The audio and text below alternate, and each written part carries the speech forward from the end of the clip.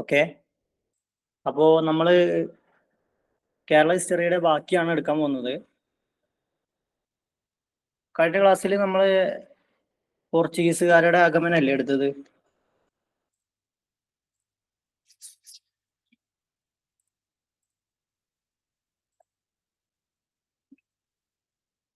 Hello, പറയുന്നത് കേൾക്കുന്നില്ലേ?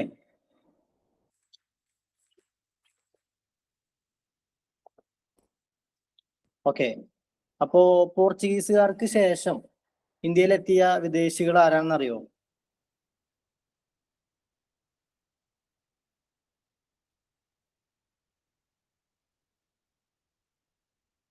പോർച്ചുഗീസുകാർക്ക് ശേഷം ഇന്ത്യയിലെത്തിയ വിദേശികൾ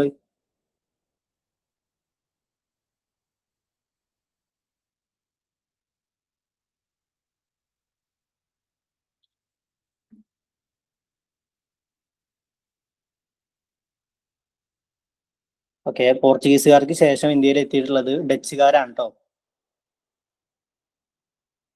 അതെ അതെ, ആതിര പറഞ്ഞത് ശരിയാണ്, ഡച്ചുകാരാണ്. ഓക്കെ, അത് ആ ഒരു ഓർഡർ കറക്റ്റ് ആയിട്ട് ആലോചിച്ച് വെക്കാൻ വേണ്ടിയിട്ട് PDF എന്ന് ജസ്റ്റ് ഒരു കോഡ് ഇട്ട് വെച്ചാൽ മതി. PDF, അതായത് Portuguese, Dutch, English, French. Okay, നമ്മൾ സാധാരണ PDF എന്ന് പറയണ പോലെ അതിന്റെ ഇടയിൽ ഒരു ചേർത്തിട്ട് PDF എന്ന് ആലോചിച്ച് വെച്ചാൽ മതി. അപ്പോൾ ഓർഡർ തെറ്റില്ല. PSC ചോദിക്കാറുള്ളതാണ് ഒരു വന്ന ആ ക്രമം. ഓക്കെ, അപ്പോൾ ആദ്യം പോർച്ചുഗീസ് വന്ന്, പിന്നെയാണ് ഡച്ചുകാർ വരുന്നത്, പിന്നെ ഇംഗ്ലീഷുകാർ വന്ന്, ലാസ്റ്റ് ആണ് ആര് വരുന്നത്? ഫ്രഞ്ചുകാർ വരുന്നത്. ഓക്കെ, അപ്പൊ രണ്ടാമത് വന്നത് ഡച്ചുകാരാണ് കേട്ടോ. ഓക്കെ, അപ്പോൾ ഡച്ചുകാർ ഇന്ത്യയിൽ വന്ന വർഷം 1595 ഡച്ചുകാർ ഇന്ത്യയിൽ വരുന്നത്. ഓക്കെ, 1595, 1595 എന്ത് ഡച്ചുകാർ ഇന്ത്യയിൽ വരുന്നത്. ഓക്കെ, ഈ ഡച്ച് ഈസ്റ്റ് ഇന്ത്യ കമ്പനി സ്ഥാപിതമാണത് 1602 7 വർഷങ്ങൾക്ക് ശേഷം 1595 എന്ത് ചെയ്യുന്നത്? ഡച്ചുകാർ ഇന്ത്യയിൽ വരുന്നത്. അതിനുശേഷം 1602 എന്ത് ഡച്ച് ഈസ്റ്റ് ഇന്ത്യ കമ്പനി സ്ഥാപിതമാണത്. ഓക്കെ, അപ്പോൾ രണ്ട് കാര്യങ്ങളെ പറഞ്ഞിട്ടുള്ളൂ. ഡച്ചുകാർ ഇന്ത്യയിൽ വന്ന വർഷം 1595 ഡച്ച് ഈസ്റ്റ് ഇന്ത്യ കമ്പനി സ്ഥാപിതമാണ് എന്ന 1602 ആ ഓർഡർ കറക്റ്റ് ആയിട്ട് പഠിച്ചു വെക്കുക കേട്ടോ. Portuguese, Dutch, English, French. Okay, അപ്പൊ ആദ്യം വന്നത് പോർച്ചുഗീസ് ആണ്, അവസാനം വന്നത് ആരാ? ഫ്രഞ്ചുകാരാണ്. ഓക്കെ,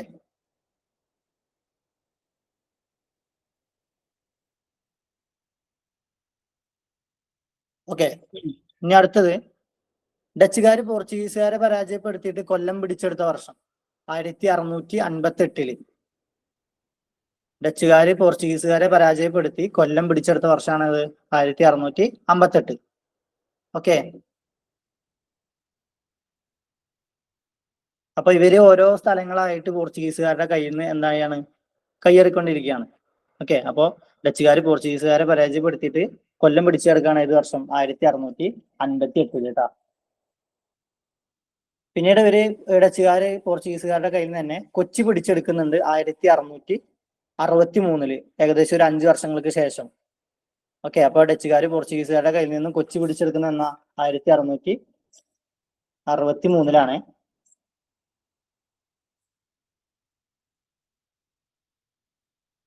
പറയുന്നത് ക്ലിയർ ആവുന്നില്ലേ? ആരും റെസ്പോണ്ട് ചെയ്യുന്നില്ലല്ലോ.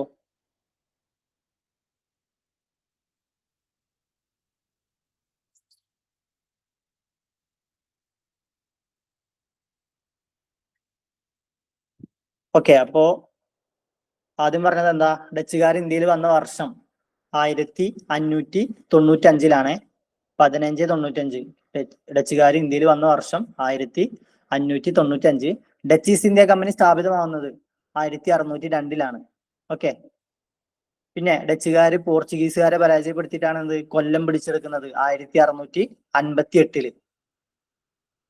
1658 ഡച്ചുകാർ പോർച്ചുഗീസുകാരിൽ നിന്ന് തന്നെ കൊച്ചിൻ പിടിച്ചെടുക്കുന്നുണ്ട് ഏത് വർഷ?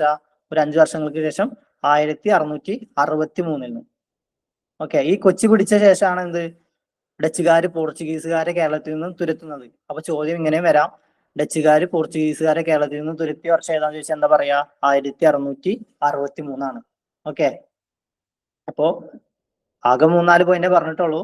ഡച്ചുകാർ ഇന്ത്യയിൽ വന്ന വർഷം 1595. ഡച്ച് ഈസ്റ്റ് ഇന്ത്യ കമ്പനി സ്ഥാപിതമാവുന്നത് എന്നാ? 1602. പിന്നെ ഡച്ചുകാർ പോർച്ചുഗീസുകാരെ പരാജയപ്പെടുത്തിയിട്ട് കൊല്ലം പിടിച്ചെടുക്കുന്നത് 1658 ഓക്കെ 1658 ട്ടാ 1658. അത് കഴിഞ്ഞിട്ട് ഏകദേശം ഒരു 5 വർഷങ്ങൾക്ക് ശേഷം ഡച്ചുകാർ പോർച്ചുഗീസുകാരിൽ നിന്നും കൊച്ചി പിടിച്ചെടുക്കുന്നു 1663. ഓക്കെ, ഈ 1663 എന്ത് ഡച്ചുകാര് പോർച്ചുഗീസുകാരെ കേരളത്തിൽ നിന്ന് എന്ത് ചെയ്യുന്നത്, തുരത്തുന്നത്. ഓക്കെ, ഇതുവരെ ക്ലിയർ അല്ലേ?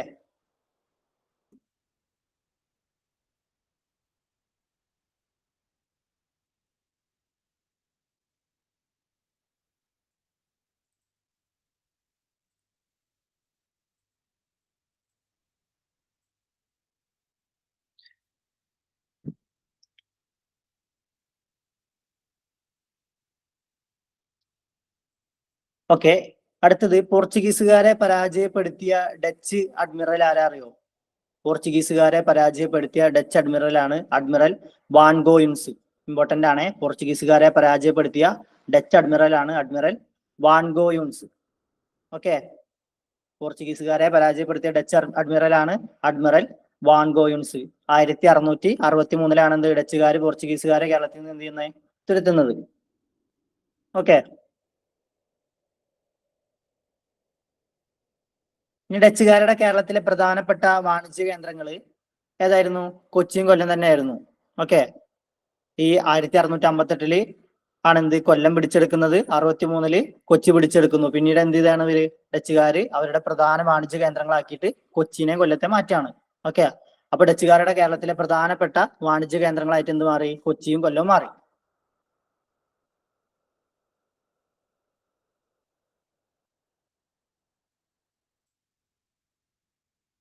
പിന്നീട് വരെ എന്ത് ചെയ്ത് കൊച്ചി കൊല്ലമൊക്കെ പിടിച്ചെടുത്ത ശേഷം നമ്മുടെ തമിഴ്നാടിന്റെ കേരളത്തിന്റെ ഒക്കെ എൻഡിങ് ആയിട്ടുള്ള കുളച്ചിൽ എന്ന് പറയുന്ന ഭാഗം അല്ലെ, കന്യാകുമാരി ഭാഗത്ത് അവരെന്ത് ചെയ്യാണ്, ഡച്ചുകാർ അധികാര കേന്ദ്രം സ്ഥാപിക്കാൻ വേണ്ടിയിട്ട് കന്യാകുമാരിയിലെ കുളച്ചിലോട്ട് പോവാണ്. ഓക്കെ, അപ്പോ എന്ത് ചെയ്യാണ്, അവിടെ നമ്മുടെ ശക്തനായ ഭരണാധികാരി ഉണ്ട്, നമ്മുടെ മാർത്താണ്ഡവർമ്മ. ആ പ്രദേശം എന്ത് ചെയ്യാണ്, കോട്ട കെട്ടി സംരക്ഷിക്കാൻ ശ്രമിക്കുകയാണ്. ഓക്കെ, ഇത് പിന്നീട് പിടിച്ചെടുക്കാനുള്ള ഡച്ചുകാരുടെ ശ്രമം കുളച്ചിൽ യുദ്ധത്തിലേക്ക് നയിച്ചു അല്ലെ. കുളച്ചിൽ യുദ്ധം ആരൊക്കെ തമ്മിലായിരുന്നു അറിയോ?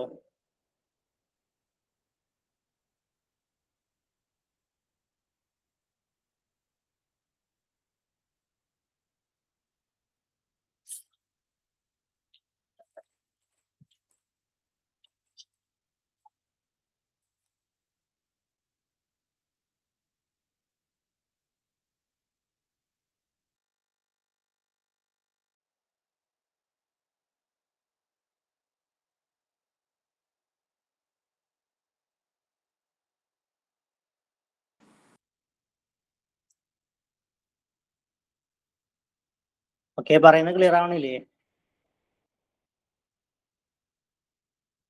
ഇവിടെ മഴയൊക്കെ പെയ്യുന്നതുകൊണ്ട് റേഞ്ചിന്റെ ചെറിയൊരു ഇഷ്യൂ ഉണ്ട്. ഓക്കെ, അപ്പൊ ഡച്ചുകാര് കേരളത്തില് എന്ത് ചെയ്യാണ്, കൊച്ചി കൊല്ലം പിടിച്ചെടുത്ത ശേഷം കുളച്ചിലോട്ട് നീങ്ങാണ്. കുളച്ചില് എന്ത് ചെയ്യാണ്, മാർത്താണ്ഡവർമ്മ ആ പ്രദേശം അതെ മാർത്താണ്ഡവർമ്മയാണ്. മാർത്താണ്ഡവർമ്മ ആ പ്രദേശം കോട്ട കെട്ടി സംരക്ഷിക്കാൻ ശ്രമിക്കുകയാണ്.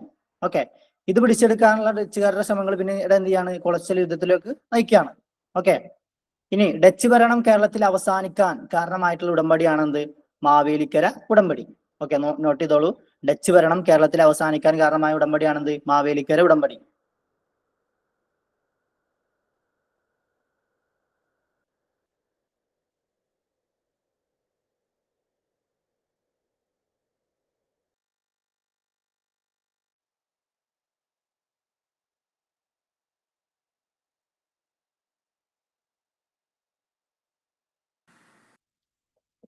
ഓക്കെ, ഈ കുളച്ചിൽ യുദ്ധത്തില് ഡച്ചുകാരെ മാർത്താണ്ഡവർമ്മ തോൽപ്പിക്കുകയാണ്. ഓക്കെ, ഈ കുളച്ചിൽ യുദ്ധം നടന്ന വർഷം ആർക്കെങ്കിലും അറിയോ? കുളച്ചിൽ യുദ്ധം നടന്ന വർഷം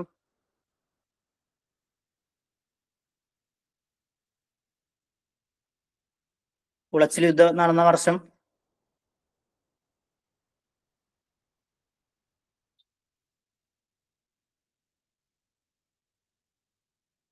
1741 ഓഗസ്റ്റ് മാസം 10 തീയതിയാണ് കുളച്ചിൽ യുദ്ധം നടക്കുന്നത് കേട്ടോ.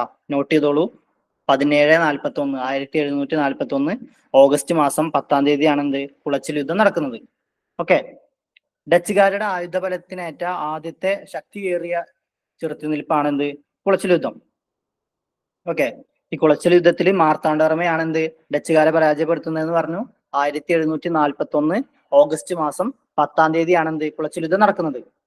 ഓക്കെ. ഇനി മാർത്താണ്ഡവർമ്മയുടെ മുൻപിൽ കീഴടങ്ങിയ ഡച്ച് സൈനാധിപനുണ്ട്. അദ്ദേഹത്തിന്റെ പേരാർക്കെങ്കിലും അറിയോ? മാർത്താണ്ഡവർമ്മയുടെ മുൻപിൽ കീഴടങ്ങിയ ഡച്ച് സൈനാധിപൻ. 1741 ഓഗസ്റ്റ് മാസം 10-ാം തീയതിയാണ് കുളച്ചിൽ യുദ്ധം നടക്കുന്നതെന്ന് പറഞ്ഞു. മാർത്താണ്ഡവർമ്മ എന്ത് ചെയ്യും? ഡച്ചുകാരെ പരാജയപ്പെടുത്തും. ഈ മാർത്താണ്ഡവർമ്മയുടെ മുൻപിൽ കീഴടങ്ങിയ ഡച്ച് സൈനാധിപന്റെ പേരുണ്ട്. അറിയുന്നവരുണ്ടെങ്കിൽ ഒന്ന് കമന്റ് ചെയ്തേ.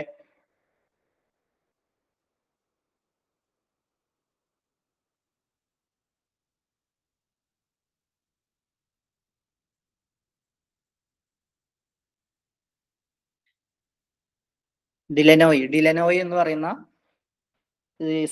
സൈനാധിപനാണ് എന്ത് മാർത്താണ്ഡവർമ്മയുടെ മുമ്പിൽ കീഴടങ്ങിയത് കേട്ടാ. ഓക്കെ. ഡിലനോയ് എന്ന് പറയുന്ന സൈനാധിപനാണ്, ഡച്ച് സൈനാധിപനാണ് എന്ത് മാർത്താണ്ഡവർമ്മയുടെ മുൻപിൽ കീഴടങ്ങിയത്. ഓക്കെ. അപ്പോ 1741 ഓഗസ്റ്റ് മാസം 10-ാം തീയതിയാണ് എന്ത് കുളച്ചിൽ യുദ്ധം നടക്കുന്നത്. കുളച്ചിൽ യുദ്ധത്തിൽ എന്ത് ചെയ്യാണ്? മാർത്താണ്ഡവർമ്മ വിജയിക്കുകയാണ്, ഡച്ചുകാർ പരാജയപ്പെടുകയാണ്. ഓക്കെ. അപ്പോ എന്താ പറയാ, മാർത്താണ്ഡവർമ്മയുടെ മുൻപിൽ പരാജയപ്പെട്ട സൈനാധിപനാണ് ഡിലനോയ്. ഓക്കെ. ഈ വലിയ കപ്പിത്താൻ എന്ന് പറയുന്ന ഒരു വിശേഷണം കൂടി ഡിലനോയ്ക്ക് ഉണ്ട്. വലിയ കപ്പിത്താൻ, PSC ചോദിക്കാറുണ്ട്. വലിയ കപ്പിത്താൻ എന്നറിയപ്പെടുന്നത് ആരാന്ന് ചോദിച്ചു കഴിഞ്ഞാൽ ഡിലനോയ്. ഓക്കെ.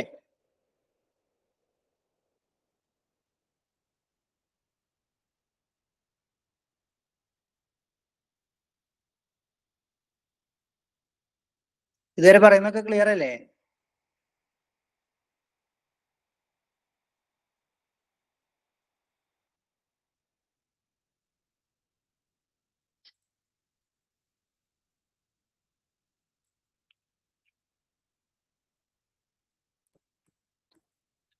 ഓക്കെ.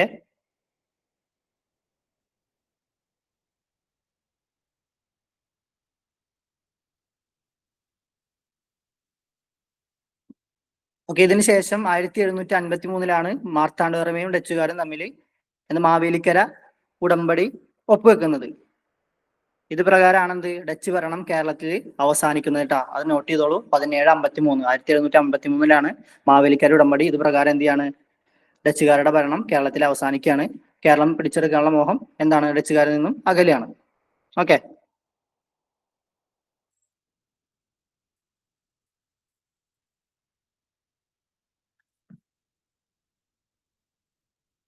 ഈ ലന്തക്കാർ എന്നറിയപ്പെടുന്നത് ആരാന്ന് അറിയുന്നോ? ലന്തക്കാർ എന്ന് പറയുന്നത് ആരാന്ന് അറിയോ? ഡച്ചുകാരെ അറിയപ്പെട്ടിരുന്ന മറ്റൊരു പേരാണ് ലന്തക്കാർ എന്നിട്ടാ. ലന്തക്കാർ നോട്ട് ചെയ്തോളൂ. ലന്തക്കാർ എന്നറിയപ്പെടുന്നത് ഡച്ചുകാരാണ്.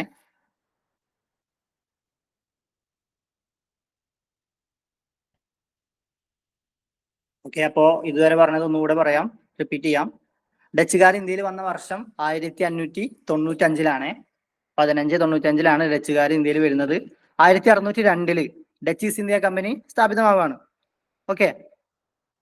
പിന്നീട് ഡച്ചുകാര് പോർച്ചുഗീസുകാരെ പരാജയപ്പെടുത്തിയത് 1658 എന്ത് ചെയ്യാണ്? കൊല്ലം പിടിച്ചെടുക്കുകയാണ്. കൊല്ലം പിടിച്ചെടുത്ത ശേഷം 1663 വരെ എന്ത് ചെയ്യാണ്? പോർച്ചുഗീസുകാരുടെ കയ്യിൽ തന്നെ കൊച്ചി പിടിച്ചെടുക്കുകയാണ്. ഓക്കെ. അത് കഴിഞ്ഞിട്ടാണ് ഇവര് കുളച്ചിലോട്ട് നീങ്ങുന്നതും മാർത്താണ്ഡവർമ്മയായിട്ടൊക്കെ കുളച്ചിൽ യുദ്ധത്തിൽ ഏർപ്പെടുന്നതും മാർത്താണ്ഡവർമ്മ ഡച്ചുകാരെ പരാജയപ്പെടുത്തുന്നതും 1741 കേട്ടോ. ഓക്കെ. ഈ ഡച്ച് ഭരണം കേരളത്തിൽ അവസാനിക്കാൻ കാരണമായ ഉടമ്പടിയാണ് മാവേലിക്കര ഉടമ്പടി. ഓക്കെ. മാവേലിക്കര ഉടമ്പടി ഒപ്പുവെച്ച വർഷം 1753 കേട്ടോ. 1753. ലന്തക്കാർ എന്നറിയപ്പെടുന്നത് ഡച്ചുകാരാണ്. ഓക്കെ. ഇതുവരെ ക്ലിയർ അല്ലേ?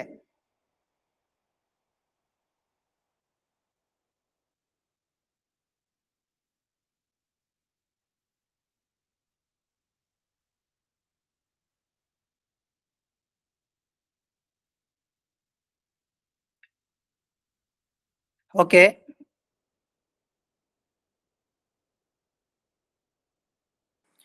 അടുത്തത് ഹോർത്തൂസ് മലബാർക്കിസിനെ പറ്റിയിട്ടാണ് പറയാൻ പോകുന്നത്. നമ്മുടെ ഡച്ചുകാര് നമുക്ക് വേണ്ടി ചെയ്തിട്ടുള്ള ഏറ്റവും വലിയ സംഭാവന ആണ് എന്ത്? Hortus Malabaricus. Okay, Hortus Malabaricus എന്താണെന്ന് അറിയാം ആർക്കെങ്കിലും? ഹോർത്തൂസ് മലബാറിക്കസ് കേട്ടിട്ടുണ്ടോ? ഡച്ചുകാരുടെ ഏറ്റവും വലിയ സംഭാവന ആയിട്ട് കണക്കാക്കപ്പെടുന്നതാണ് ഹോർത്തൂസ് മലബാറിക്കസ്. നമ്മുടെ മലബാറിലെ ഔഷധ സസ്യങ്ങളെ പറ്റി പ്രതിപാദിക്കുന്ന ഡച്ചുകാർ തയ്യാറാക്കിയിട്ടുള്ള ഒരു പുസ്തകമാണ് ഏത്? ഹോർത്തൂസ് മലബാറിക്കസ്. PSC ഒരുപാട് ചോദ്യങ്ങൾ ഹോർത്തൂസ് മലബാറിക്കസിനെ റിലേറ്റ് ചെയ്ത് ചോദിക്കാറുണ്ട്. അപ്പൊ ഈ ഭാഗം ഇമ്പോർട്ടന്റ് ആണ്, ശ്രദ്ധിക്കണം. അപ്പോൾ ആദ്യം പറഞ്ഞത് എന്താ? ഡച്ചുകാരുടെ ഏറ്റവും വലിയ സംഭാവനയാണെന്ത്? Hortus Malabaricus. മലബാറിലെ ഔഷധ സസ്യങ്ങളെ പറ്റി പ്രതിപാദിക്കുന്ന ഡച്ചുകാർ തയ്യാറാക്കിയ പുസ്തകമാണ് ഏത്? ഹോർത്തൂസ് മലബാറിക്കസ്. ഓക്കെ, ഈ ഹോർത്തൂസ് മലബാറിക്കസ് തയ്യാറാക്കിയത് ഏത് ഭാഷയിലാണെന്ന് അറിയോ? ഇതൊക്കെ PSC ചോദിക്കാറുള്ള ചോദ്യമാണ്. ഹോർത്തൂസ് മലബാറിക്കസ് തയ്യാറാക്കിയത് ഏത് ഭാഷയിലാണെന്ന് അറിയോ?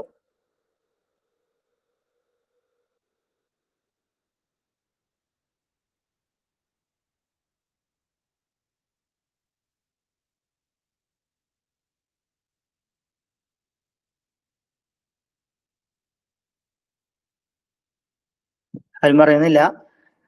ലാറ്റിൻ ഭാഷയിലാണ് ഏത്? ഹോർത്തൂസ് മലബാറിക്കസ് തയ്യാറാക്കിയിരുന്നത്. ഓക്കെ, ലാറ്റിൻ ഭാഷയിലാണ് ഹോർത്തൂസ് മലബാറിക്കസ് തയ്യാറാക്കിയിട്ടുള്ളത്. ഈ ഹോർത്തൂസ് മലബാറിക്കസ് എന്ന ഗ്രന്ഥം രചിച്ചത് ആരാന്നറിയോ? അഡ്മിറൽ വാൻഡ്രീഡ് ആണ്. അഡ്മിറൽ വാൻഡ്രീഡ് ആണെന്ത്? ഹോർത്തൂസ് മലബാറിക്കസ് എന്ന് പറയുന്ന ഗ്രന്ഥം രചിച്ചത്. ഓക്കെ, ഈ ഹോർത്തൂസ് മലബാറിക്കസ് അറിയപ്പെട്ടിരുന്ന മറ്റൊരു പേരാണെന്ത്? കേരളാരാമം. PSC ചോദിക്കാറുണ്ട്. കേരളാരാമം എന്നറിയപ്പെടുന്ന ഗ്രന്ഥം ഏതാണെന്ന് ചോദിച്ചാൽ എന്താ പറയാ? ഹോർത്തൂസ് മലബാറിക്കസ് ആണ്. ഓക്കെ, അപ്പോ എന്താ പറഞ്ഞത്? ഡച്ചുകാരുടെ ഏറ്റവും വലിയ സംഭാവനയായിട്ട് കണക്കാക്കപ്പെടുന്നതാണെന്ത്? Hortus Malabaricus. മലബാറിലെ ഔഷധ സസ്യങ്ങളെ പറ്റിയിട്ട് പ്രതിപാദിക്കുന്ന ഡച്ചുകാർ തയ്യാറാക്കിയിട്ടുള്ള പുസ്തകമാണെന്ത്? Hortus Malabaricus. ഹോർത്തൂസ് മലബാറിക്കസ് തയ്യാറാക്കിയിട്ടുള്ള ഭാഷ ഏതാണ്? ലാറ്റിൻ ഭാഷയാണ്. ഹോർത്തൂസ് മലബാറിക്കസ് എന്ന ഗ്രന്ഥം രചിച്ചത് ആരാ? അഡ്മിറൽ വാൻഡ്രീഡ് ആണ്. വാൻഡ്രീഡ്. ഓക്കെ, ഇനി കേരളരാമം എന്നറിയപ്പെട്ടിരുന്ന ഗ്രന്ഥം ഏത് തന്നെയാണ്?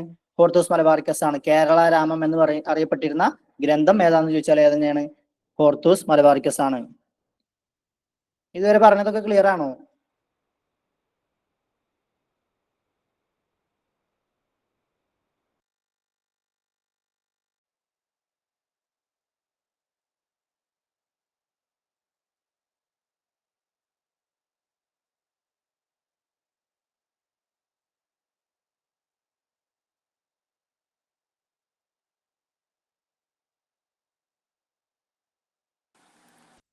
ആരും റെസ്പോണ്ട് ചെയ്യുന്നില്ലല്ലോ. ഓക്കെ, അടുത്തത് ഹോർത്തൂസ് മലബാറിക്കസ് പ്രസിദ്ധീകരിച്ച സ്ഥലം. ജസ്റ്റ് നോട്ട് ചെയ്തോളൂ. ആംസ്റ്റർഡാമിൽ നിന്നാണ് എന്ത്? ഹോർത്തൂസ് മലബാറിക്കസ് പ്രസിദ്ധീകരിക്കുന്നത്. ഓക്കെ, ഈ ഹോർത്തൂസ് മലബാറിക്കസ് പ്രസിദ്ധീകരിച്ച വർഷം ചോദിക്കാറുണ്ട്. ഹോർത്തൂസ് മലബാറിക്കസ് പ്രസിദ്ധീകരിച്ച വർഷം SCERT പറയുന്നത് 1678 മുതൽ 1693 വരെയാണ് ഇതിന്റെ ഒരു കാലയളവ്. ഓക്കെ, SCERT ഫാക്ട് ആണ്. 1678 മുതൽ 1693 വരെ ആണ് എന്ത്? ഹോർത്തൂസ് മലബാറിക്കസ് പ്രസിദ്ധീകരിച്ച വർഷം.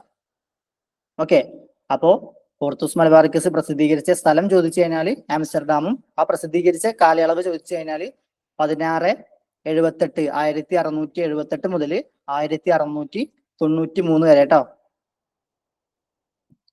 ഇനി 12 വോള്യങ്ങളായിട്ടാണ് എന്ത്? ഹോർത്തൂസ് മലബാറിക്കസ് പ്രസിദ്ധീകരിച്ചിട്ടുള്ളത്. 12 വോള്യങ്ങളായിട്ടാണ് ഹോർത്തൂസ് മലബാറിക്കസ് പ്രസിദ്ധീകരിച്ചിട്ടുള്ളത്.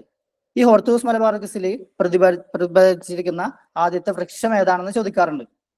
ഓക്കെ, ഹോർത്തൂസ് മലബാറിക്കസിൽ പ്രതിപാദിച്ചിരിക്കുന്ന ആദ്യ വൃക്ഷം ഏതാണെന്ന് PSC ചോദിക്കാറുണ്ട്.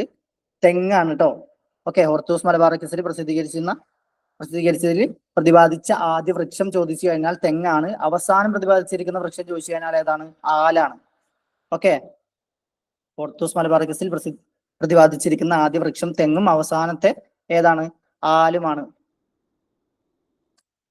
ഇനി മലയാള ലിപി അച്ചടിച്ച ആദ്യ ഗ്രന്ഥം ഏതാണെന്ന് ചോദിച്ചാൽ തന്നെ പറയാ? ഹോർത്തൂസ് മലബാറിക്കസ് പറയാ. ഓക്കെ, മലയാള ലിപി അച്ചടിച്ച ആദ്യ ഗ്രന്ഥം ഏതാണെന്ന് ചോദിച്ചു കഴിഞ്ഞാൽ ഏതന്നെയാണ്? ഹോർത്തൂസ് മലബാറിക്കസ് ആണ്. അപ്പോ ഞാൻ ചോദിക്കട്ടെ, മലയാളത്തിൽ അച്ചടിച്ച ആദ്യ വാക്ക് ഏതാവും? മലയാളത്തിൽ അച്ചടിച്ച ആദ്യ വാക്ക് ഏതാവും?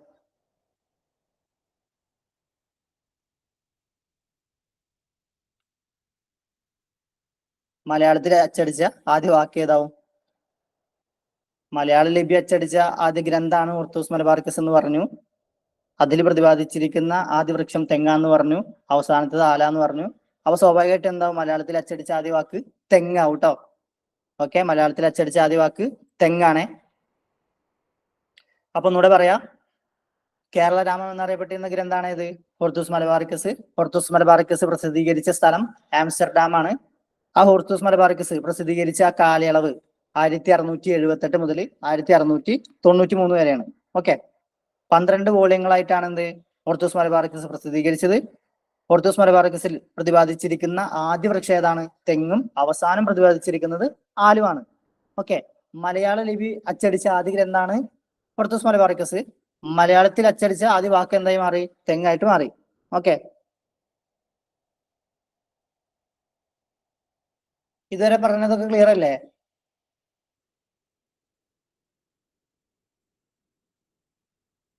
ഓക്കെ, ഇനി ഹോർത്തൂസ് മലബാറിക്കസിന്റെ രചനയിൽ സഹായിച്ച മലയാളി വൈദ്യൻ. ഹോർത്തൂസ് മലബാറിക്കസിന്റെ രചനയിൽ സഹായിച്ച മലയാളി വൈദ്യനാണ് ഇട്ടി അച്യുതൻ. ഓക്കെ, ഹോർത്തൂസ് മലബാറിക്കസിന്റെ രചനയിൽ സഹായിച്ച മലയാളി വൈദ്യനാണ് ആര്? ഇട്ടി അച്യുതൻ. ഓക്കെ, ഈ ഇട്ടി അച്യുതന്റെ സ്മാരകമായ കുരിയാള സ്ഥിതി ചെയ്യുന്ന സ്ഥലമാണ് ഇത്? കടക്കരപ്പള്ളി, ആലപ്പുഴ. ഓക്കെ, ഹോർത്തൂസ് മലബാറിക്കസിന്റെ രചനയിൽ സഹായിച്ച മലയാളി വൈദ്യനാണ് ആര്? ഇട്ടി അച്യുതൻ. ഇട്ടി അച്യുതൻ സ്മാരകമായ കുരിയാള സ്ഥിതി ചെയ്യുന്ന സ്ഥലമാണ് കടക്കരപ്പള്ളി, ആലപ്പുഴ. ഓക്കെ,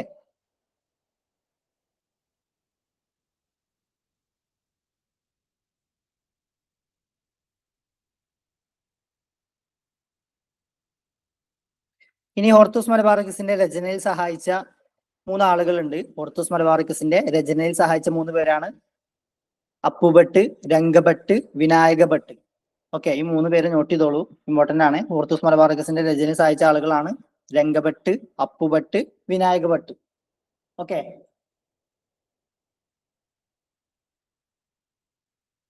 അപ്പോ ഹോർത്തൂസ് മലബാറിക്കസിന്റെ രചനയിൽ സഹായിച്ച മലയാളി വൈദ്യൻ ചോദിച്ചു കഴിഞ്ഞാൽ ആരാ പറയണ്ടേ? ഇട്ടി അച്യുതനാണ്. ഈ ഇട്ടി അച്യുതന്റെ സ്മാരകമായ കുരിയാള സ്ഥിതി ചെയ്യുന്ന സ്ഥലം കടക്കരപ്പള്ളി, ആലപ്പുഴയാണ്. ഓക്കെ, ഈ ഹോർത്തൂസ് മലബാറിക്കസിന്റെ രചനയിൽ സഹായിച്ച 3 പേരാണ് ആര്? രംഗഭട്ട്, അപ്പുഭട്ട്, വിനായകഭട്ട്. ഈ 3 പേര് നോട്ട് ചെയ്തോളെ.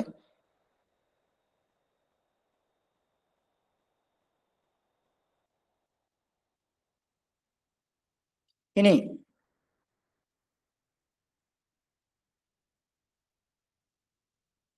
ആധുനിക വർഗത്തിൽപ്പെട്ട 742 സസ്യങ്ങളെ കുറിച്ചും അവയുടെ ഔഷധ ഗുണങ്ങളെ പറ്റിയിട്ട് എന്ത് ചെയ്യുന്നുണ്ട്? ഈ ഹോർത്തൂസ് മലബാറിക്കസ് വിവരിക്കുന്നുണ്ട്. ഓക്കെ, ആധുനിക വർഗത്തിൽപ്പെട്ട 742. ഓക്കെ, 742 സസ്യങ്ങളെ കുറിച്ചും അവയുടെ ഔഷധ ഗുണങ്ങളെ പറ്റിയിട്ടും പ്രതിപാദിക്കുന്ന പുസ്തകമാണ് ഇത്? Hortus Malabaricus. ഓക്കെ,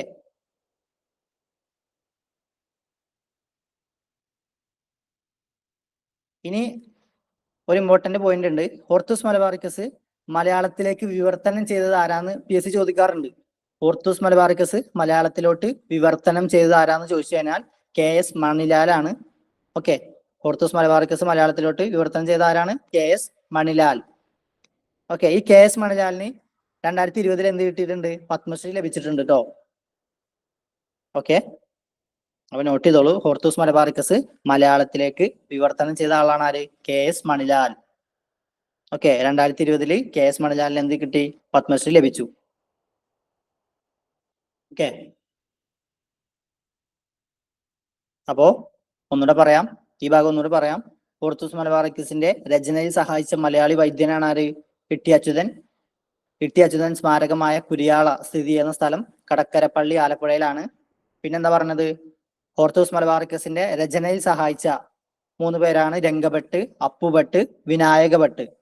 ഓക്കെ, ഇനി ആധുനിക വർഗത്തിൽപ്പെട്ട 742 സസ്യങ്ങളെ കുറിച്ചും അവയുടെ ഔഷധ ഗുണങ്ങളെ പറ്റിയിട്ട് എന്ത് ചെയ്യുന്നുണ്ട്? ഈ ഹോർത്തൂസ് മലബാറിക്കസ് വിവരിക്കുന്നുണ്ട്. ഓക്കെ, ഇനി ഹോർത്തൂസ് മലബാറിക്കസ് മലയാളത്തിലോട്ട് വിവർത്തനം ചെയ്ത ആരാ? KS മണിലാലാണെന്ന് പറഞ്ഞു. ഈ KS മണിലാലിന് പത്മശ്രീ ലഭിച്ച വർഷമാണ് 2020. ഇതുവരെ പറഞ്ഞതൊക്കെ ക്ലിയർ ആണോ?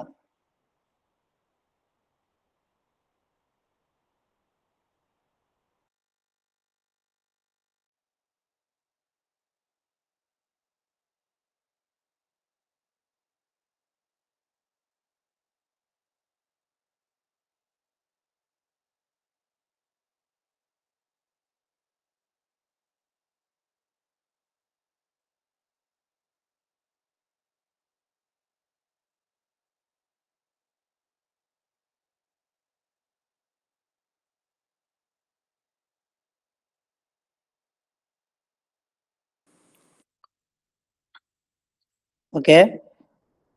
ഇനി ഡച്ചുകാരുടെ പ്രധാനപ്പെട്ട സംഭാവനകൾ, മറ്റു സംഭാവനകൾ പറയാം. ഉപ്പ് നിർമ്മാണം ഡച്ചുകാരുടെ സംഭാവനകളാണ്.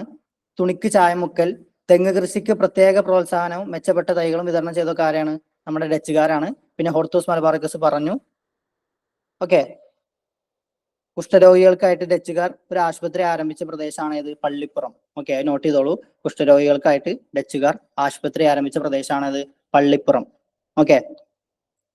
അപ്പോ ഉപ്പ് നിർമ്മാണം, തുണിക്ക് ചായമുക്കൽ, തെങ്ങ് കൃഷിക്ക് പ്രത്യേക പ്രോത്സാഹനവും മെച്ചപ്പെട്ട തൈകളുടെ വിതരണമൊക്കെ നടത്തിയത് ആരാണ്? ഡച്ചുകാരാണ്. കുഷ്ഠരോഗികൾക്കായിട്ട് ഡച്ചുകാർ ആശുപത്രി ആരംഭിച്ച പ്രദേശമാണ് പള്ളിപ്പുറം. ഓക്കെ. പിന്നെ നമ്മുടെ കൊച്ചിയിലെ ബോൾഗാട്ടി പാലസ് ഉണ്ടല്ലോ, 1744 കൊച്ചിയിലെ ബോൾഗാട്ടി പാലസ് നിർമ്മിച്ചത് ആരാ? ഡച്ചുകാരാണ്. അത് നോട്ട് ചെയ്തോളൂ. 1744 1744 കൊച്ചിയിൽ ബോൾഗാട്ടി പാലസ് നിർമ്മിച്ചത് ഡച്ചുകാരാണ്. ഓക്കെ. പിന്നെ 18-ാം നൂറ്റാണ്ടില് ഗുരുവായൂരിൽ നിർമ്മിച്ച ഒരു കോട്ടയാണ് ഇത്? ചേറ്റുവ കോട്ട. ഓക്കെ. ഡച്ചുകാര് 18-ാം നൂറ്റാണ്ടില് ഗുരുവായൂരിൽ നിർമ്മിച്ച കോട്ടയാണ് ചേറ്റുവ കോട്ട. ഓക്കെ.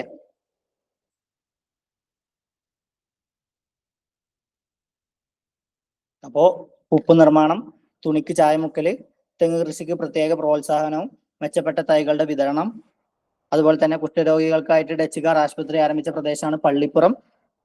പിന്നെന്താ? ഡച്ചുകാർ 18-ാം നൂറ്റാണ്ടില് ഗുരുവായൂരിൽ നിർമ്മിച്ച കോട്ടയാണ് ചേറ്റുവ കോട്ട.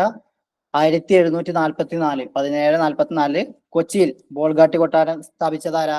അത് ഡച്ചുകാരാണ്. ഓക്കെ. ഇത്രയും കാര്യങ്ങൾ ക്ലിയർ അല്ലേ?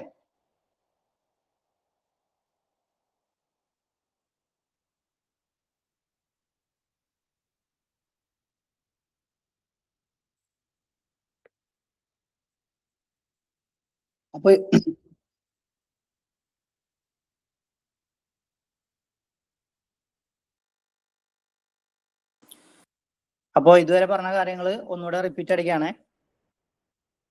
ഡച്ചുകാർ ഇന്ത്യയിൽ വന്ന വർഷം 1595 അല്ലെ?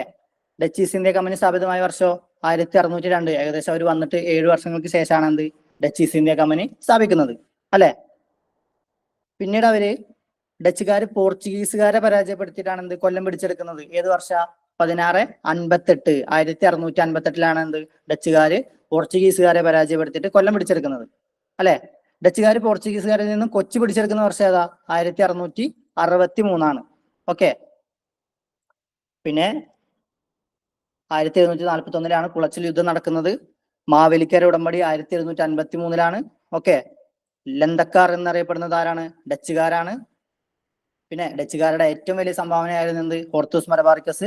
ലാറ്റിൻ ഭാഷയിലാണ് എന്ത് പ്രസിദ്ധീകരിച്ചിട്ടുള്ളത്? ഹോർത്തൂസ് മലബാറിക്കസ് എന്ന ഗ്രന്ഥം രചിച്ചത് ആരാ? അഡ്മിറൽ വാൻഡ്രീഡ് ആണ്. കേരളരാമം എന്നറിയപ്പെട്ടിരുന്ന ഗ്രന്ഥമാണ് ഇത് ഹോർത്തൂസ് മലബാറിക്കസ്. 1678 മുതൽ 1693 വരെയാണ് എന്ത്? ഈ ഹോർത്തൂസ് മലബാറിക്കസിന്റെ പ്രസിദ്ധീകരിച്ച കാലയളവ്. ഓക്കെ. ഈ ഹോർത്തൂസ് മലബാറിക്കസിൽ പ്രതിപാദിച്ചിരിക്കുന്ന ആദ്യ വൃക്ഷം തെങ്ങും അവസാനത്തെ വൃക്ഷം ഏതാണ്? ആൽമരമാണ്. ആൽ. ഓക്കെ. മലയാള ലിപി അച്ചടിച്ച ആദ്യ ഗ്രന്ഥാണ് ഇത് ഹോർത്തൂസ് മലബാറിക്കസ്. ഓക്കെ.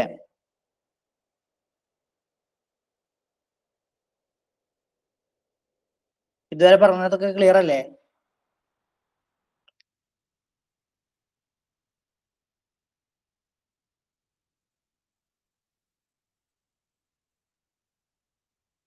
ഈ ഡച്ചുകാരുടെ ഭാഗം ഇവിടെ കഴിയാണ്. അടുത്ത ഭാഗത്തിലോട്ട് കടക്കാനാണ്. ഇതുവരെ പറഞ്ഞതൊക്കെ ക്ലിയർ അല്ലേ?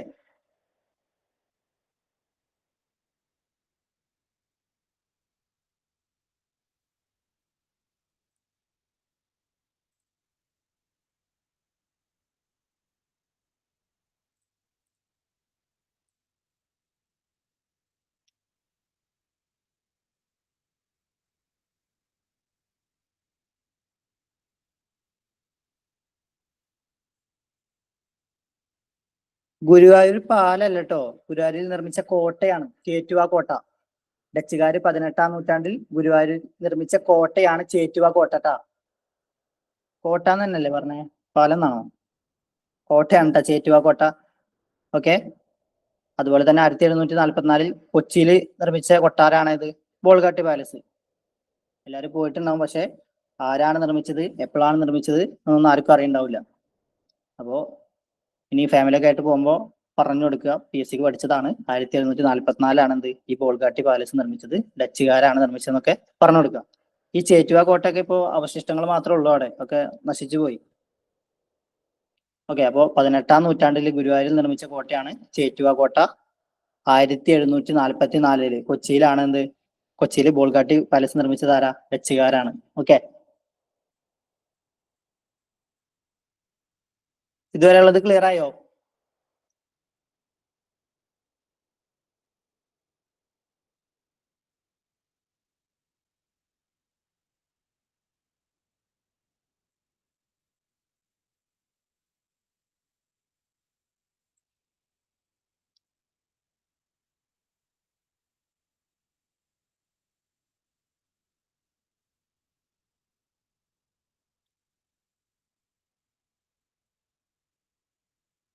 ഓക്കെ, അടുത്തതാണ്. ഓക്കെ, അപ്പൊ പോർച്ചുഗീസുകാർ വന്ന്, ഡച്ചുകാർ വന്ന്, അടുത്തത് ഇംഗ്ലീഷുകാരാണ് വരുന്നത്. പക്ഷെ അതിനു മുന്നേ നമുക്ക് ലാസ്റ്റ് വന്നത് ഫ്രഞ്ചുകാരാണ്. ഫ്രഞ്ചുകാരുടെ കുറച്ച് പോയിന്റുകളേ ഉള്ളൂ, അത് നോട്ട് ചെയ്യാം. ഓക്കെ, അപ്പോ പോർച്ചുഗീസുകാർ വന്ന ശേഷം ഡച്ചുകാർ വന്നിട്ട് പിന്നെ ഇംഗ്ലീഷുകാരാണ് വരുന്നത്, അവസാനം വരുന്നതാണ് ഫ്രഞ്ചുകാർ. നമ്മൾ ഫ്രഞ്ചുകാരുടെ ഭാഗമാണ് എടുക്കാൻ പോകുന്നത്, കുറച്ച് ഭാഗമുള്ളൂ. ഓക്കെ, ആദ്യമുള്ള പോയിന്റ്, വ്യാപാരത്തിനായിട്ട് ഇന്ത്യയിലെത്തിയ അവസാന യൂറോപ്യൻ ശക്തികളാണ് ആര്? ഫ്രഞ്ചുകാര്. ഓക്കെ, നമ്മൾ നേരത്തെ കോഡ് പറഞ്ഞിരുന്നു, PDEF. Okay, Portuguese, Dutch, English, French. അതിൽ അവസാനമായിട്ട് വന്നത് ഏതാ? F അല്ലേ? ഓക്കെ, അപ്പോ വ്യാപാരത്തിനായിട്ട് ഇന്ത്യയിലെത്തിയ അവസാനത്തെ യൂറോപ്യൻ ശക്തികളാണ് ആര്? ഫ്രഞ്ചുകാര്. Okay, French East India company സ്ഥാപിതമായ വർഷം 1664. 1664 വ്യാപാരത്തിനായിട്ട് ഇന്ത്യയിലെത്തിയ അവസാന യൂറോപ്യൻ ശക്തികളാണ് ഫ്രഞ്ചുകാരെന്ന് പറഞ്ഞു. ഫ്രഞ്ച് ഈസ്റ്റ് ഇന്ത്യ കമ്പനി സ്ഥാപിതമാവുന്ന വർഷം 1664. ഓക്കെ, ഇതിന്റെ നോട്ട് ഗ്രൂപ്പിൽ ഇടാൻ പറയണ്ടിട്ടോ, സാറിനോട് ഫോർവേഡ് ചെയ്യാം. ഓക്കെ, അപ്പോ ഫ്രഞ്ച് ഈസ്റ്റ് ഇന്ത്യ കമ്പനി സ്ഥാപിതമാവുന്ന വർഷം ഏതാ? 1664. ഫ്രഞ്ച് ഈസ്റ്റ് ഇന്ത്യ കമ്പനി സ്ഥാപിച്ച വ്യക്തി PSC ചോദിക്കാറുണ്ട്. ഫ്രഞ്ച് ഈസ്റ്റ് ഇന്ത്യ കമ്പനി സ്ഥാപിച്ച വ്യക്തിയാണ് ആര്? കോൾബർട്ട്.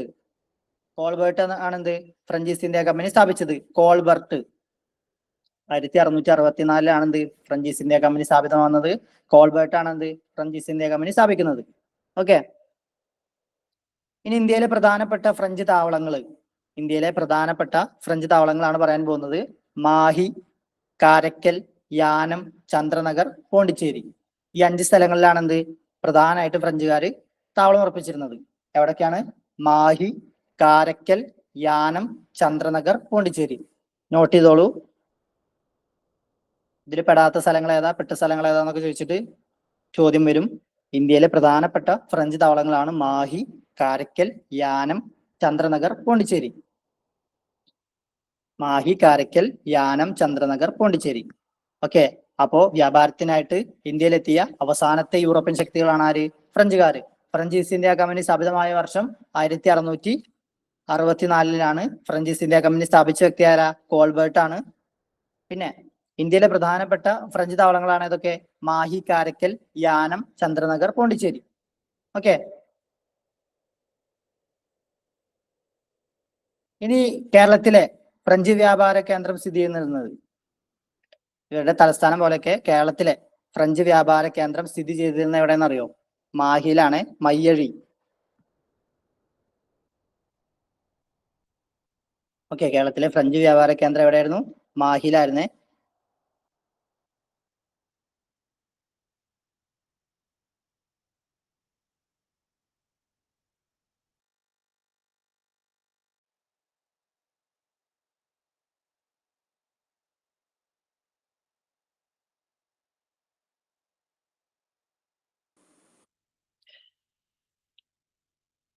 അപ്പൊ എന്തൊക്കെയാ പറഞ്ഞത്? വ്യാപാരത്തിനായിട്ട് ഇന്ത്യയിലെത്തിയ അവസാനത്തെ യൂറോപ്യൻ ശക്തികളാണ് ആര്? ഫ്രഞ്ചുകാര്.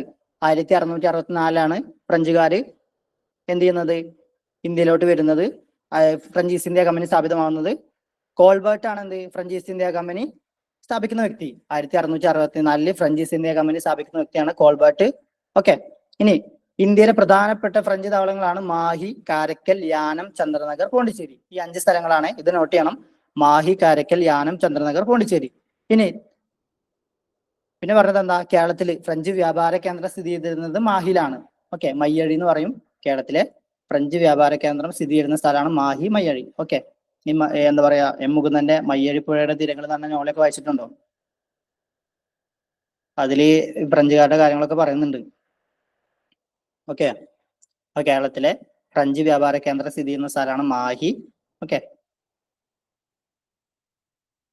ഇനി മാഹിയിൽ ഫ്രഞ്ച് ഈസ്റ്റ് ഇന്ത്യ കമ്പനി ഒരു കോട്ട നിർമ്മിച്ചിരുന്നു 1724. ആ വർഷം നോട്ട് ചെയ്തോളൂ. 1724 മാഹിയിൽ ഫ്രഞ്ച് ഈസ്റ്റ് ഇന്ത്യ കമ്പനി കോട്ട നിർമ്മിക്കുന്നത്. ഓക്കെ,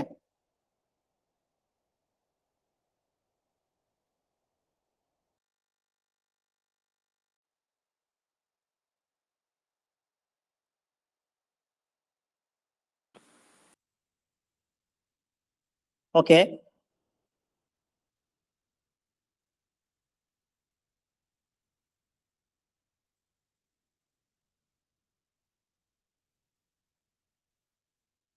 ഇനി ഫ്രഞ്ചുകാർ ഇന്ത്യ വിട്ടുപോയ വർഷം 1954. ഈ മാഹി വിമോചന സമരമൊക്കെ ബന്ധപ്പെട്ടിട്ട് അതിന്റെ കാര്യങ്ങൾ കേരള ഹിസ്റ്ററിയുടെ അവസാന ഭാഗത്ത് പഠിക്കും. ഇപ്പൊ ജസ്റ്റ് ഈ വർഷം മാത്രം നോട്ട് ചെയ്താൽ മതി. ഫ്രഞ്ചുകാർ ഇന്ത്യ വിട്ടുപോയ വർഷം 1954 കേട്ടോ, 1954. ഓക്കെ, അപ്പോൾ ഫ്രഞ്ചുകാരെ കുറിച്ചിട്ട് ഇത്ര പോയിന്റ് മെയിൻ ആയിട്ട് പറയാനുള്ളൂ. പിന്നുള്ളത് മറ്റേ മാഹി വിമോചന സമരമൊക്കെയാണ്. അത് കേരള ഹിസ്റ്ററിയുടെ അവസാന ഭാഗത്തായിട്ടാണ് കൂടുതൽ കാര്യങ്ങൾ അതിൽ പറയുന്നത്. ഓക്കെ, അപ്പോ ഒന്നുകൂടെ പറയാ, വ്യാപാരത്തിനായിട്ട് ഇന്ത്യയിലെത്തിയ അവസാന യൂറോപ്യൻ ശക്തികളാണ് ആര്? ഫ്രഞ്ചുകാര്. ഫ്രഞ്ച് ഈസ്റ്റ് ഇന്ത്യ കമ്പനി സ്ഥാപിതമായ വർഷം 1664. ഫ്രഞ്ച് ഈസ്റ്റ് ഇന്ത്യ കമ്പനി സ്ഥാപിച്ച വ്യക്തി ആരാ? കോൾബർട്ട് ആണ്. ഇന്ത്യയിലെ പ്രധാനപ്പെട്ട ഫ്രഞ്ച് താവളങ്ങൾ മാഹി, കാരക്കൽ, യാനം, ചന്ദ്രനഗർ, പോണ്ടിച്ചേരി, ഈ 5 സ്ഥലങ്ങളായിരുന്നു. ഓക്കെ, ഇനി കേരളത്തിലെ ഫ്രഞ്ച് വ്യാപാര കേന്ദ്രം ഏതായിരുന്നു? മാഹി ആയിരുന്നു. ഓക്കെ, മാഹിയിൽ ഫ്രഞ്ച് ഈസ്റ്റ് ഇന്ത്യ കമ്പനി കോട്ട നിർമ്മിച്ചത് 1724. ഇനി ഫ്രഞ്ചുകാർ ഇന്ത്യ വിട്ടുപോയ വർഷം 1954. 1954 1954 ഫ്രഞ്ചുകാർ ഇന്ത്യ വിട്ടു പോകുന്നത്. ഇതുവരെ ക്ലിയർ ആണോ ഫ്രഞ്ചുകാരുടെ ഭാഗം?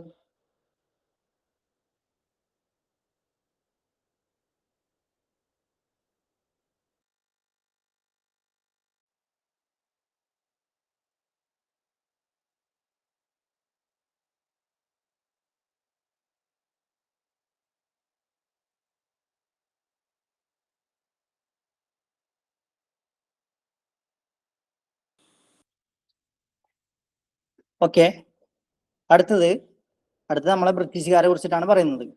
നമ്മൾ കേരളത്തിന്റെ ചരിത്ര രേഖകളിലെ സീമ എന്നറിയപ്പെട്ടിരുന്ന പ്രദേശമാണ് ഇത്, നമ്മുടെ ബ്രിട്ടനും ഇംഗ്ലണ്ടും ഒക്കെ.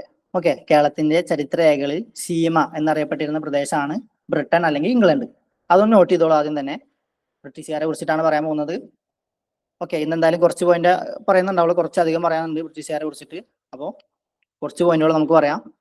കേരളത്തിന്റെ ചരിത്ര രേഖകളിൽ സീമ എന്നറിയപ്പെട്ടിരുന്ന പ്രദേശം ഏതാണെന്ന് ചോദ്യം വരും. അപ്പൊ എന്ത് പറയണം? ബ്രിട്ടൻ അല്ലെങ്കിൽ ഇംഗ്ലണ്ട്. ഓക്കെ, കേരളത്തിന്റെ ചരിത്ര രേഖകളിൽ സീമ എന്നറിയപ്പെട്ടിരുന്ന പ്രദേശമാണ് ഇത്, ഇംഗ്ലണ്ട്.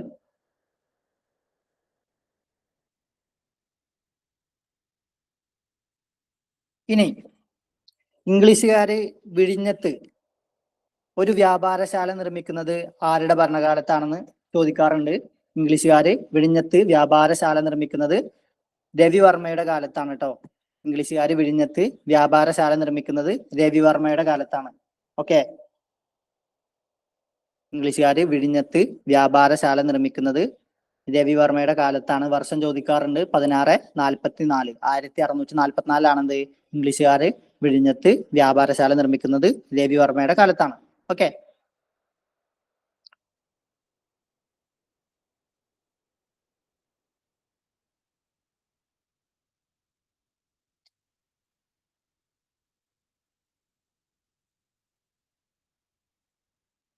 ഇനി ഈസ്റ്റ് ഇന്ത്യ കമ്പനിയുടെ കേരളത്തിലെ പ്രധാനപ്പെട്ട പണ്ടകശാലകളാണ്. ഈ പണ്ടകശാല എന്ന് പറഞ്ഞാൽ എന്താ?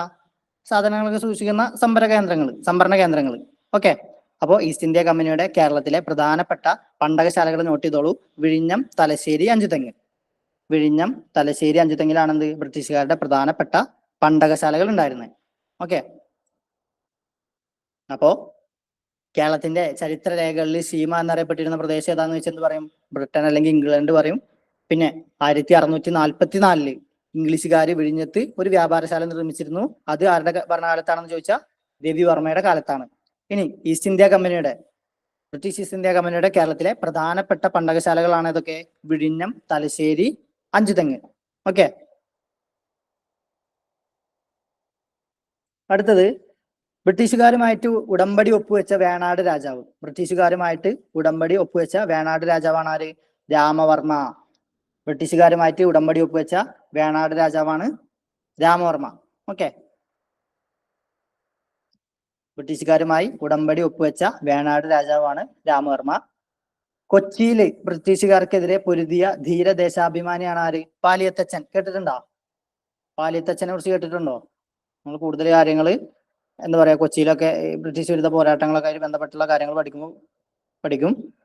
ജസ്റ്റ് നോട്ട് ചെയ്തോളൂ. കൊച്ചിയിൽ ബ്രിട്ടീഷുകാർക്കെതിരെ പൊരുതിയ ധീര ദേശാഭിമാനിയാണ് ആര്? പാലിയത്തച്ഛൻ. ഓക്കെ, ഇനി തിരുവിതാംകൂറിൽ ആദ്യമായിട്ട് ബ്രിട്ടീഷ് റെസിഡന്റിനെ നിയമിക്കുന്നത് ആരുടെ ഭരണകാലത്താന്ന് ചോദിക്കാറുണ്ട്. തിരുവിതാംകൂറിൽ ആദ്യമായിട്ട് ബ്രിട്ടീഷ് റെസിഡന്റിനെ നിയമിക്കുന്നത് ആരുടെ ഭരണകാലത്താണെന്ന് ചോദിക്കാറുണ്ട്. ധർമ്മരാജയുടെ കാലത്താണ്. ഓക്കെ, തിരുവിതാംകൂറിൽ ആദ്യമായിട്ട് ബ്രിട്ടീഷ് റെസിഡന്റിനെ നിയമിക്കുന്നത് ധർമ്മരാജയുടെ കാലത്താണ്. ഈ ധർമ്മരാജയാണ് എന്ത്? കിഴവൻ രാജ എന്നൊക്കെ അറിയപ്പെടുന്നത്. ഏറ്റവും കൂടുതൽ കാലം തിരുവിതാംകൂർ ഭരിച്ച ആളാണ് ആര്? നമ്മുടെ ധർമ്മരാജ. മാർത്താണ്ഡവർമ്മയ്ക്ക് ശേഷം വന്ന ആളാണ് ധർമ്മരാജ. ഓക്കെ, അതൊക്കെ നമ്മൾ ആ ഭാഗം പഠിക്കുമ്പോൾ കൂടുതലായിട്ട് പഠിക്കും. ജസ്റ്റ് പറഞ്ഞെന്നുള്ളൂ. ഓക്കെ, അപ്പൊ തിരുവിതാംകൂറിൽ ആദ്യമായിട്ട് ബ്രിട്ടീഷ് റെസിഡന്റിനെ നിയമിക്കുന്നത് ധർമ്മരാജയുടെ കാലത്താണ്. ഓക്കെ, ഈ തിരുവിതാംകൂറിലെ ആദ്യത്തെ ബ്രിട്ടീഷ് റെസിഡന്റ് ആരാന്നറിയോ? തിരുവിതാംകൂറിലെ ആദ്യത്തെ ബ്രിട്ടീഷ് റെസിഡന്റ് ആരാണ്? കേണൽ മെക്കാളെയാണ് കേട്ടാ. Colonel Macaulay. ഓക്കെ, അപ്പൊ ഒന്നുകൂടെ പറയാം. ബ്രിട്ടീഷുകാരുമായിട്ട് ഉടമ്പടി ഒപ്പുവെച്ച വേണാട് രാജാവാണ് രാമവർമ്മ. ബ്രിട്ടീഷുകാരുമായിട്ട് ഉടമ്പടി ഒപ്പുവെച്ച വേണാട് രാജാവാണ് രാമവർമ്മ. കൊച്ചിയിൽ ബ്രിട്ടീഷുകാർക്കെതിരെ പൊരുതിയ ധീരദേശാഭിമാനിയാണ് ആര്? പാലിയത്തച്ഛൻ. ഇനി തിരുവിതാംകൂറിൽ ആദ്യമായിട്ട് ബ്രിട്ടീഷ് റെസിഡന്റിനെ നിയമിക്കുന്നത് ധർമ്മരാജയുടെ കാലത്താണ്. ഓക്കെ, തിരുവിതാംകൂറിലെ ആദ്യത്തെ ബ്രിട്ടീഷ് റെസിഡന്റ് ആരാന്ന് ചോദിക്കാറുണ്ട്. കേണൽ മെക്കാളിയാണ് എന്ത്? തിരുവിതാംകൂറിലെ ആദ്യത്തെ ബ്രിട്ടീഷ് റെസിഡന്റ്. ഓക്കെ, ഇതുവരെയുള്ളത് നോട്ട് ചെയ്തോ?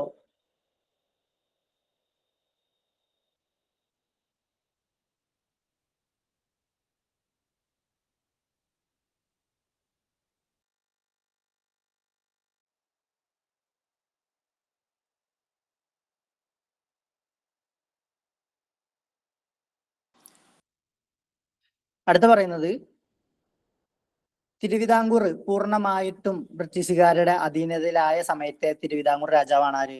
അവിട്ടം തിരുനാൾ ബാലരാമവർമ്മ. നോട്ട് ചെയ്തോളൂ. തിരുവിതാംകൂർ പൂർണ്ണമായിട്ടും ബ്രിട്ടീഷുകാരുടെ അധീനതയിലായ സമയത്തെ തിരുവിതാംകൂർ രാജാവാണ് ആര്? അവിട്ടം തിരുനാൾ ബാലരാമവർമ്മ. ഓക്കെ, ഇത് ചോദിക്കാറുണ്ട്.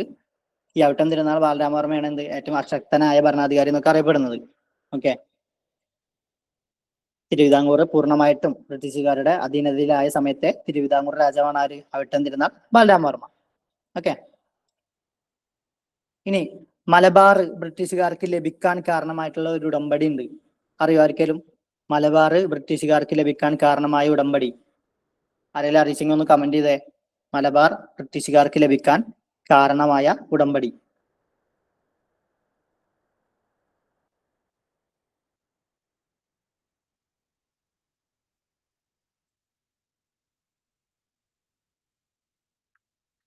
ആരും പറയുന്നില്ലല്ലോ. ശ്രീരംഗപട്ടണം സന്ധി അല്ലെങ്കിൽ ശ്രീരംഗപട്ടണം ഉടമ്പടി ആരും കേട്ടിട്ടുണ്ടോ? മലബാർ ബ്രിട്ടീഷുകാർക്ക് ലഭിക്കാൻ കാരണമായിട്ടുള്ള ഉടമ്പടിയാണ് ശ്രീരംഗപട്ടണം ഉടമ്പടി. 1792 1792. നമ്മുടെ ടിപ്പു സുൽത്താൻ അതേപോലെ തന്നെ പഴശ്ശിരാജനെ കുറിച്ച് പഠിക്കുമ്പോൾ ആ ഭാഗം കൂടുതലായിട്ട് പഠിക്കും. മലബാർ ബ്രിട്ടീഷുകാർക്ക് ലഭിക്കാൻ കാരണമായിട്ടുള്ള ഉടമ്പടിയാണ് എന്ത്? 1792 ശ്രീരംഗപട്ടണം ഉടമ്പടി. ഓക്കെ, ഇനി ബ്രിട്ടീഷുകാർ എന്ത് പണിയത്? അവരുടെ പണ്ട് മുതലേയുള്ള നയാണല്ലോ ഭിന്നിപ്പിച്ച് ഭരിക്കുക അല്ലെങ്കിൽ രണ്ട് തട്ടായിട്ട് ഭരിപ്പിക്കുക. ഓക്കെ, ഇവര്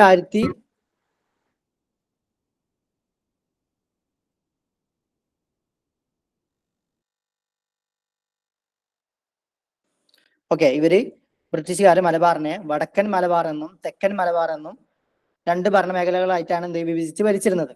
ഓക്കെ, ബ്രിട്ടീഷുകാർ മലബാറിനെ വടക്കൻ മലബാർ എന്നും തെക്കൻ മലബാർ എന്നും രണ്ട് ഭരണമേഖലകളായിട്ടാണ് എന്ത് വിഭജിച്ച് ഭരിച്ചിരുന്നത്.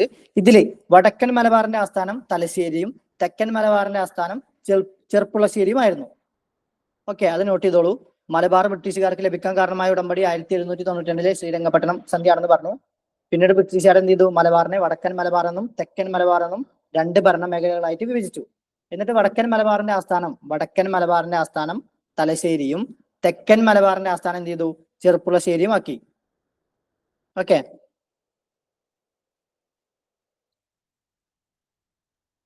ഇതുവരെ പറഞ്ഞതൊക്കെ ക്ലിയർ അല്ലേ?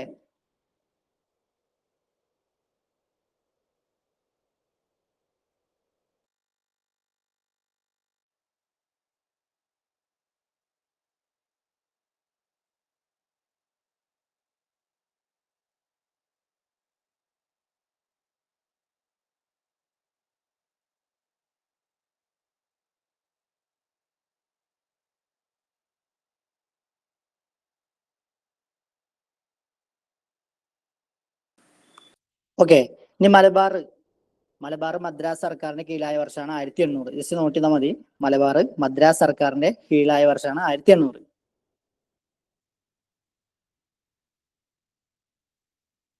അതുപോലെ തന്നെ കൊച്ചിയും മദ്രാസ് സർക്കാരിന്റെ നിയന്ത്രണത്തിലായ വർഷമാണ് 1800. രണ്ടും 1800-ലാണ്. 1800. മലബാർ മദ്രാസ് സർക്കാരിന്റെ കീഴിലായ വർഷം 1800, കൊച്ചി മദ്രാസ് സർക്കാരിന്റെ നിയന്ത്രണത്തിലായ വർഷം 1800 തന്നെയാണ്. ഓക്കെ,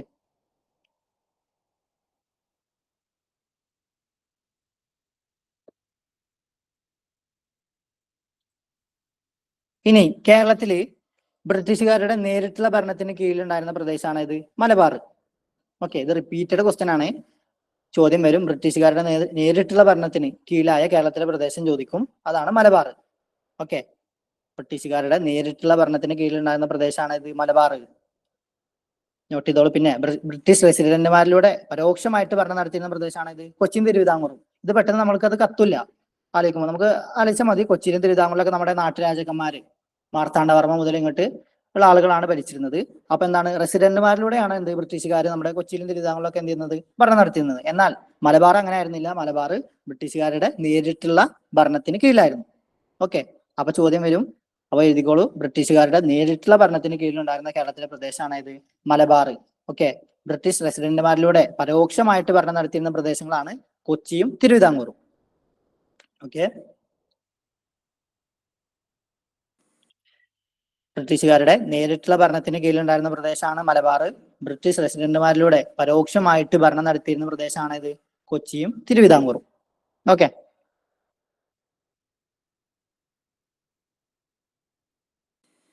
ഇനി തിരുവിതാംകൂറിലും കൊച്ചിയിലും ദിവാനായിരുന്ന ഒരു ബ്രിട്ടീഷുകാരൻ ഉണ്ടായിരുന്നു. തിരുവിതാംകൂറിലും കൊച്ചിയിലും രണ്ട് സ്ഥലത്തും ദിവാനായിരുന്ന ഒരു ബ്രിട്ടീഷുകാരൻ ഉണ്ടായിരുന്നു. ഇതും PSC ചോദിക്കാറുള്ള ചോദ്യമാണ്. Colonel John Munro. ഓക്കെ, കേട്ടിട്ടുണ്ടാവും. കേണൽ ജോൺ മൺട്രോ ആണെന്ത് തിരുവിതാംകൂറിലും കൊച്ചിയിലും ദിവാനായിരുന്ന ബ്രിട്ടീഷുകാരൻ. ഓക്കെ, നോട്ട് ചെയ്തോളൂ. തിരുവിതാംകൂറിലും കൊച്ചിയിലും ദിവാനായിരുന്ന ബ്രിട്ടീഷുകാരനാണ് ആര്? Colonel John Munro. ഓക്കെ,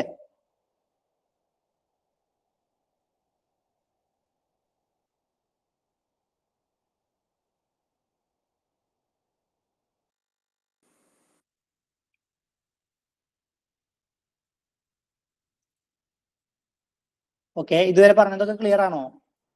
ഏതെങ്കിലും ഭാഗം വീണ്ടും പറയേണ്ടതുണ്ടോ?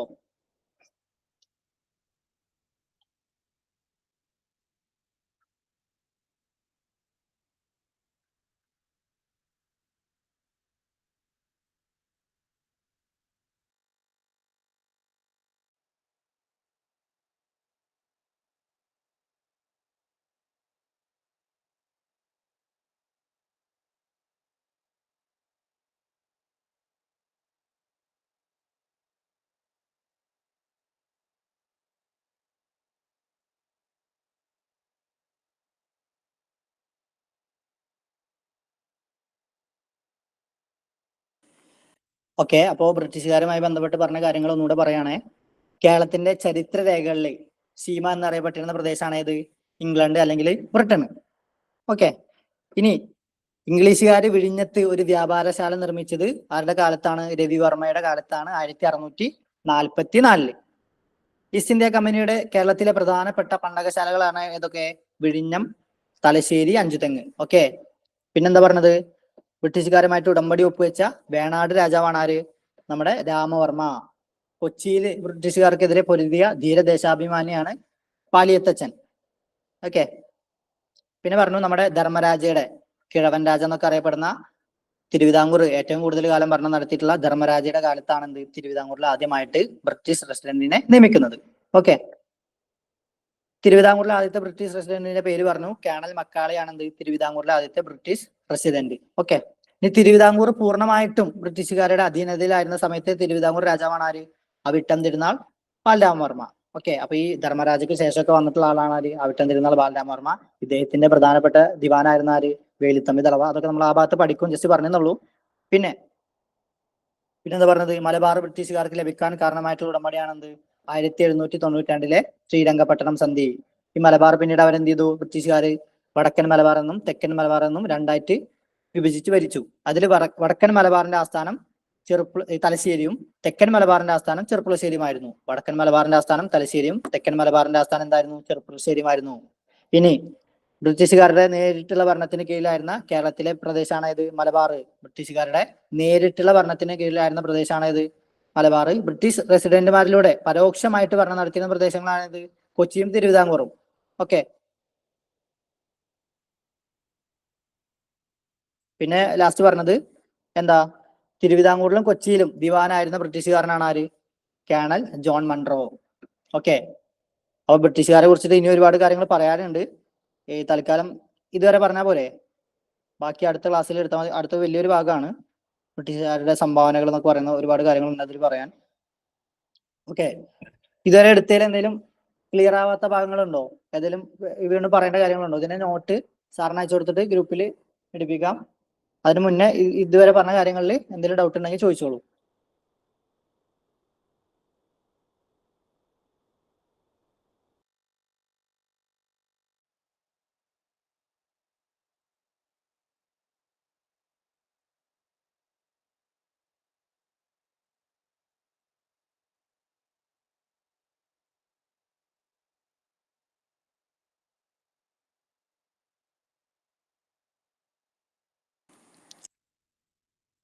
ആരും റെസ്പോണ്ട് ചെയ്യുന്നില്ലല്ലോ.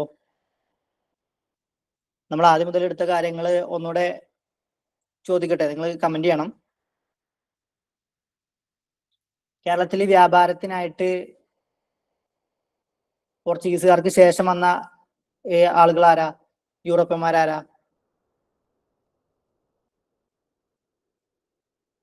ആ ഓർഡർ ഓർത്ത് വെച്ചാൽ മതിട്ട് എപ്പോഴും. PDF എന്നുള്ളത് പോർച്ചുഗീസുകാർ ആദ്യം വന്നു, രണ്ടാമത് വന്ന ഡച്ചുകാരാണ്, പിന്നെ ഇംഗ്ലീഷുകാർ വന്നു, ലാസ്റ്റ് വന്നതാണ് ഫ്രഞ്ചുകാർ. ഓക്കെ. പിന്നെ ബ്രിട്ടീഷുകാർ വന്നത് ലാസ്റ്റ് എന്താ പറയാ മൂന്നാമതാണ്. ആദ്യം വന്നത് പോർച്ചുഗീസ്, പിന്നെ ഡച്ചുകാർ വന്നതിന് ശേഷമാണ് ബ്രിട്ടീഷുകാർ വരുന്നത്, ലാസ്റ്റ് ആണ് എന്ത് ഫ്രഞ്ചുകാർ വരുന്നത്. ഓക്കെ. ആ ഓർഡർ കറക്റ്റിൽ പഠിച്ചു വെച്ചു, അത് എപ്പോഴും ചോദിക്കാറുണ്ട്. ഡച്ചുകാർ ഇന്ത്യയിൽ വന്ന വർഷം 1595 പറഞ്ഞു. ഡച്ച് ഈസ്റ്റ് ഇന്ത്യ കമ്പനി സ്ഥാപിതമായ വർഷം? ഡച്ച് ഈസ്റ്റ് ഇന്ത്യ കമ്പനി സ്ഥാപിതമായ വർഷം പറയാമോ?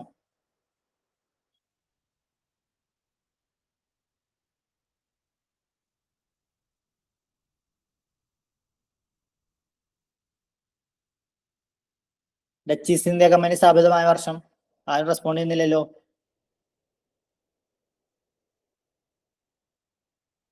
പറയുന്നത് കേൾക്കാനില്ലേ?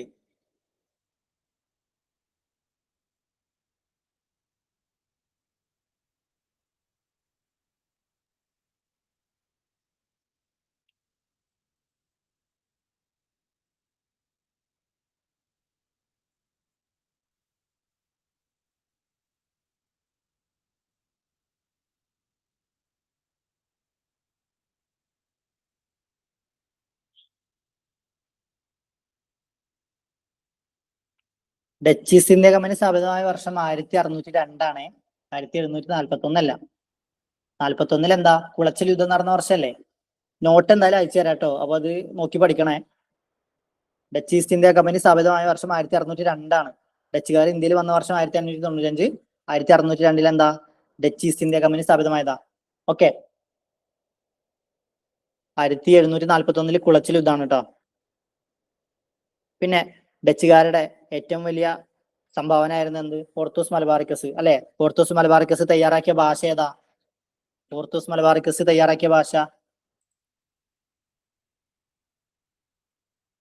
ലാറ്റിൻ ഭാഷയിലാണ് എന്ത് നമ്മുടെ ഹോർത്തൂസ് മലബാറിക്കസ് തയ്യാറാക്കിയത് അല്ലെ? ഈ ഹോർത്തൂസ് മലബാറിക്കസ് മലയാളത്തിലോട്ട് വിവർത്തനം ചെയ്ത ആരാ? ഇപ്പൊ അടുത്ത് 2020 പത്മശ്രീ ഒക്കെ ലഭിച്ച ആളായിരുന്നു എന്ന് പറഞ്ഞു. ഓക്കെ, ഹോർത്തൂസ് മലബാറിക്കസ് മലയാളത്തിലോട്ട് വിവർത്തനം ചെയ്ത വ്യക്തി ആരാണ്?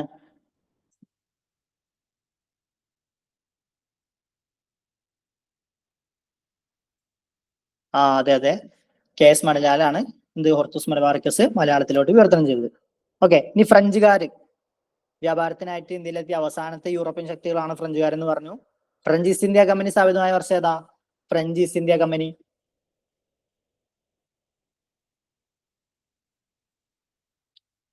Okay 1664 French East India company സ്ഥാപിതമാവുന്നത്. ഫ്രഞ്ച് ഈസ്റ്റ് ഇന്ത്യ കമ്പനി സ്ഥാപിച്ച വ്യക്തി ആരാ? ഫ്രഞ്ച് ഈസ്റ്റ് ഇന്ത്യ കമ്പനി സ്ഥാപിച്ച വ്യക്തി ആരാ?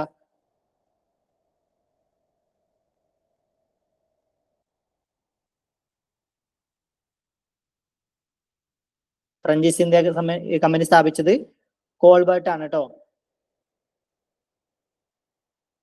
യെസ്, കോൾബർട്ട്. ശാലിനി പറഞ്ഞ കറക്റ്റ് ആണ്. പിന്നെ നമ്മുടെ മലബാറിന് ബ്രിട്ടീഷുകാര് 2 മേഖലകളായിട്ട് തിരിച്ചു എന്ന് പറഞ്ഞു. അതില് വടക്കൻ മലബാറിന്റെ ആസ്ഥാനം ഏതായിരുന്നു? ബ്രിട്ടീഷുകാര് മലബാറിനെ വടക്കൻ മലബാർ എന്നും തെക്കൻ മലബാർ എന്നും 2 ഭരണ മേഖലകളായിട്ട് എന്ത് ചെയ്തിരുന്നു? തിരിച്ചിരുന്നു. അതിൽ വടക്കൻ മലബാറിന്റെ ആസ്ഥാനം ഏതായിരുന്നു? യെസ്, വടക്കൻ മലബാറിന്റെ ആസ്ഥാനം തലശ്ശേരിയും തെക്കൻ മലബാറിന്റെ ആസ്ഥാനം എന്തായിരുന്നു? ചെർപ്പുളശ്ശേരിയും ആയിരുന്നു. ഓക്കെ, ഇനി ബ്രിട്ടീഷുകാരുടെ നേരിട്ടുള്ള ഭരണത്തിന് കീഴിലായിരുന്ന പ്രദേശമാണ് ഇത് മലബാർ. പിന്നെ റെസിഡന്റുമാരിലൂടെ പരോക്ഷമായിട്ട് ഭരണം നടത്തിയിരുന്ന പ്രദേശമാണ് ഇത് കൊച്ചിയും തിരുവിതാംകൂറും. ഓക്കെ, അപ്പോ കുറച്ച് കാര്യങ്ങൾ എടുത്തിട്ടുള്ളൂ, വൃത്തിയിൽ പഠിക്കുക. ബാക്കി ഭാഗങ്ങൾ അടുത്ത കുറച്ചും കൂടി ബ്രിട്ടീഷുകാരുടെ കുറച്ചധികം കാര്യങ്ങൾ പറയാനുണ്ട്. ഓക്കെ, പിന്നെ അത് കഴിഞ്ഞാൽ കേരളത്തിലെ ഓരോ ബ്രിട്ടീഷ് വിരുദ്ധ കലാപങ്ങളിലേക്ക് കടക്കണം. അപ്പോൾ എടുത്ത ഭാഗങ്ങൾ വൃത്തിയിൽ പഠിക്കുക. ഓക്കെ, നോട്ട് എന്തായാലും സാറിന് അയച്ചു കൊടുത്തിട്ട് ഗ്രൂപ്പിൽ എടുപ്പിക്കുക. ഓക്കെ, അപ്പോൾ ഇവിടെ വെച്ച് വൈൻഡ് അപ്പ് ചെയ്യല്ലേ?